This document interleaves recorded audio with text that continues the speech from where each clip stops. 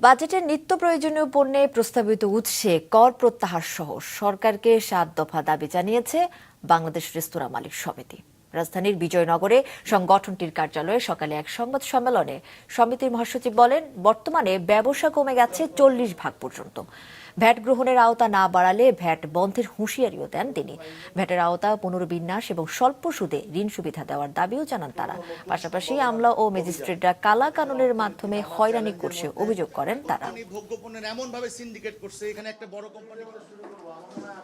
LPG ও বিদ্যুতের মূল্য বৃদ্ধিতে পরিচালন ব্যয় ইতিমধ্যে উল্লেখযোগ্যভাবে বেড়েছে।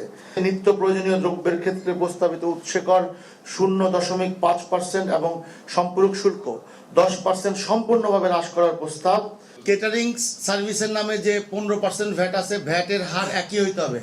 আরেকটা দাবি হচ্ছে, আমাদের যদি সকলকে ভ্যাটের আওতায় না নিয়ে আসা হয় তাহলে আমরা ভ্যাট প্রদান বন্ধ করে দেব।